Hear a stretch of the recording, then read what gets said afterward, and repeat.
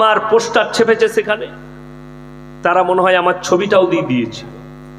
সেই ছেলেটা দেখেছে, আমাকে ফোন করেছে, স্যার আমি একটা অমুসলিম ঘরের ছেলে, বাপের একটাই বেটা, আমি কলকাতায় অমুক ইউনিভার্সিটিতে পড়াশোনা করি, আমি ইসলাম কবুল করেছি, 5 বছর ধরে আপনার বক্তব্য শুনি, জোরে বলুন সুবহানাল্লাহ।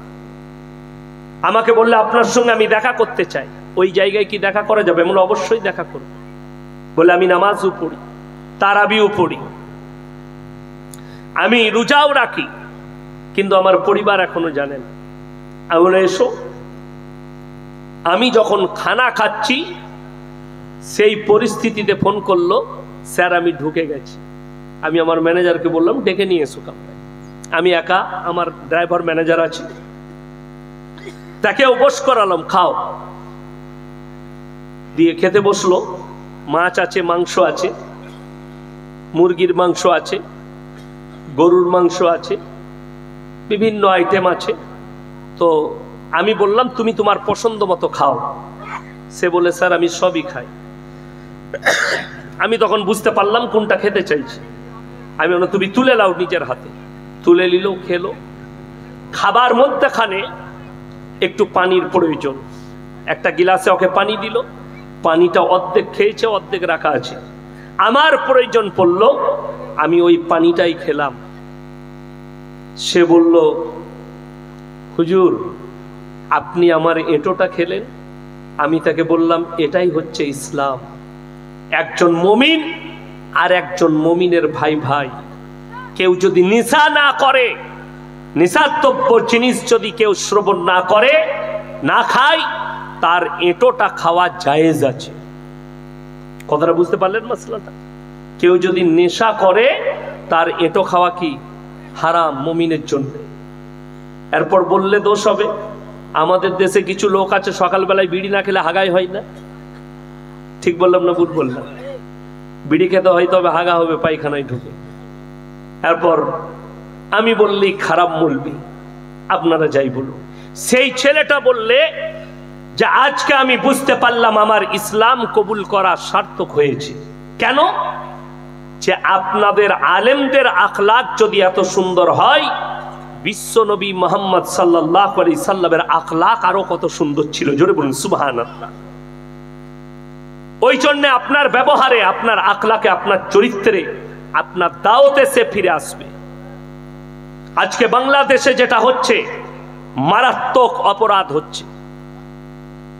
যদি কোনো সংখ্যালঘু কোনো জায়গায় থাকে, তাতে আপনার গ্রামে থাক, কেউ যদি মজলুম হয়, তার উপরে যদি কেউ জুলুম করে, আমার আল্লাহ বরদাস্ত করবে না। এটা প্রত্যেকটা মুসলমানের জানা দরকার। কোরআনে আছে, কেউ যদি একটা মানুষকে অন্যায়ভাবে হত্যা করে, সে গোটা মানব সমাজকে হত্যা করলো, মানব জাতিকে হত্যা করলো। কেউ যদি একটা মানুষকে কোনো জায়গা থেকে বাঁচিয়ে দিল, তো গোটা মানব জাতিকে সে বাঁচিয়ে দিল। এটা ইসলাম। এই ভারতে আমরা সংখ্যালঘু, ভারতের হিন্দু ভাই যারা আছেন, সনাতনী ভাই আছে, তাদের উচিত আপনাদের কাছ থেকে যেন কোনো সংখ্যালঘু ভাই অত্যাচারিত না।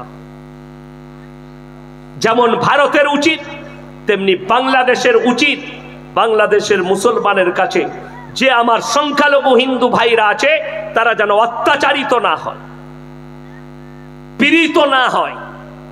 এটা খেয়াল রাখতে হবে। কেন? রাসূল সাল্লাল্লাহু আলাইহি সাল্লামের হাদিস,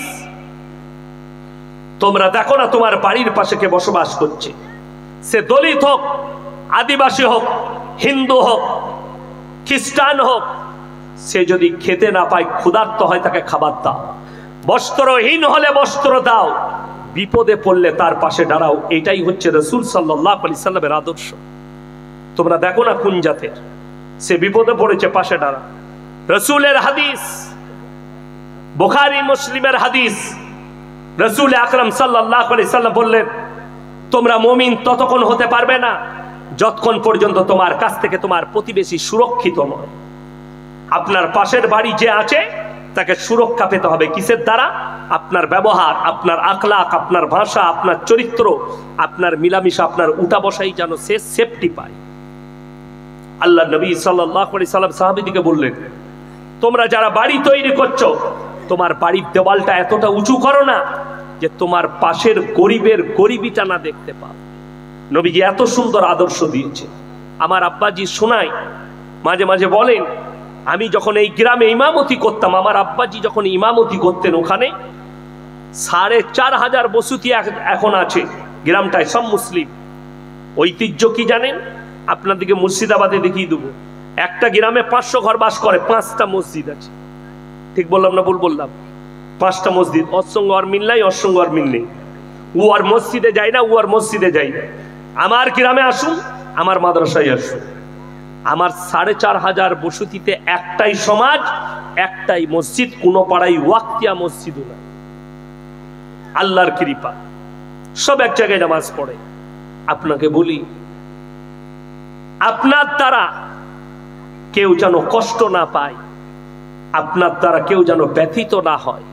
আমার আব্বাজি শোনাই যে আমার এমনও মুসল্লি ছিল, মুক্তাদি ছিল, ফজরের নামাজ পড়ে গরিবদের চুলাগুলোই পা ভরে দেখতো আগুন আছে কি না। তখন খড়ে রান্না হতো, হতো না? হতো না? খড়ে চুলায় পা ভরে দেখতেন। যদি দেখতো এক চুলোতে আগুন নেই, বুঝতে পারতো রাত্রিতে আর বাড়িতে খাওয়া দাওয়া হয়নি, রান্না হয়নি। তাড়াতাড়ি গিয়ে বাড়ি থেকে রেশন গুলো নিয়ে এসে তার দরজায় নামিয়ে দিত। সে যেন ঘুমিয়ে উঠে বুঝতেও পারতো না যে এই মালগুলো আমার বাড়িতে চাল ডাল ইত্যাদি কে নামিয়ে দিবে। এইটা ছিল আখলাক। আর এখন যা যুগ এসছে, ঘুরিয়ে পেলে নিয়ে পালিয়ে যাবে। ঠিক বললাম না ভুল বললাম? তা না হলে মসজিদ থেকে কখনো জুতো চুরি হয়? জুম্মার দিনে নতুন জুতো এসছে ছিঁড়া চপ্পল পরে, আর বাড়ি ফিরছে নতুন জুতো পরে। যদি ধরা পড়ে যায়, বুঝতে পারিনি গো, এটা তোমার। হ্যাঁ, তুই ছিঁড়া পড়ে এসছিস আর নতুন গুলো পায়ে ঢুকলো আর বুঝতে পারলি না যে মালগুলো নতুন? মিথ্যা কথা, চোর। এইটা হচ্ছে কিয়ামতের আলামত। হে আমার যুবক যুবতী যারা আছেন, শুনে যান। আমার বাবাজিরা আছেন স্টেজে, আল্লাহ ইনাদের হায়াতে বরকত দেখ। আপনাদের জানা নেই, কিয়ামতের পূর্বে গোটা পৃথিবীতে হারাম আওলাদে ভরে যাবে। বেঈমান কাফের আর ইহুদি নাসারাদের মেহনত এইটাই যে জানো গোটা পৃথিবীতে হারাম আওলাদে ভরে যায়। এরা যেন এইটাই বিশ্বাসী হয়। সরকার বিল আনতে চেয়েছিল, ইউনিফর্ম সিভিল কোড, এক দেশ এক কানুন, বিয়ে শাদী থাকবে না, যার যার সাথে মনসুবি।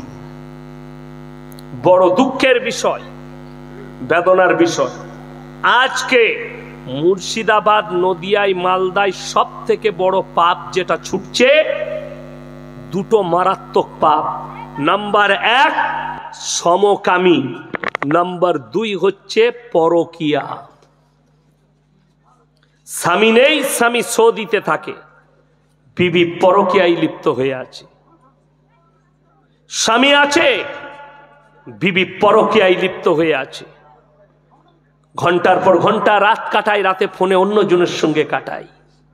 আপনার জানা আছে, কোরআনে আছে, ওয়ালা তাকরাবুজ জিনা ইন্নাহু কানা ফাহিশা ওয়া সা সাবিলা, সূরা বনী ইসরাঈল 15 পারা। হে আমার নবী, বলে দাও, জিনা করা তো অনেক দূরের কথা, যে রাস্তায় ব্যভিচার হয়, জিনা হয়, সে রাস্তার ধারে পাশে যাতায়াত করো না। আজকে এই পাপ ছুটে এলো কার কাছ থেকে? বেঈমান কাফেরের কাছ থেকে। ঠান্ডা মাথায় আমাদের যুবক দিকে জিনা করাচ্ছে। এনারা আমার বাপের বয়সী লোক। আপনারা জিজ্ঞেস করুন, ইনাদের বয়স যখন 10-12 বছর ছিল, এরা প্রেম শব্দটাই জানতো না। ঠিক বললাম না? প্রেম শব্দ জানতো না। 12 বছর বয়স, 13 বছর বয়স, 15 বছর বয়স, বাপ বলেছে আয়, কি গো? বলে তোর বিয়ে দেবো। ধরে বস করিয়ে বিয়ে পড়িয়ে দিয়েছে। ঠিক বলেছি না? কিন্তু আজকে 13 বছর বয়স, একজন নেদাইকে সমাজ। আমি রাত্রে শুয়ে আছি 3 মাস আগে, জলসা নেই, মাদ্রাসা থেকে অফিসে কাজ সেরে রাত্রি 11টায় বাড়ি গেছি। শুয়ে আছি, রাত্রি 2টো বাজছে। আমার দরজায় আওয়াজ দিল গেটে, কে? অমুক ব্যক্তি হুজুর, খুলুন। কি ব্যাপার? একবার যেতে হবে। কোথায়? মাদ্রাসায় চলুন। কেন? প্রবলেম হয়েছে। 13 বৎসরের মেয়ে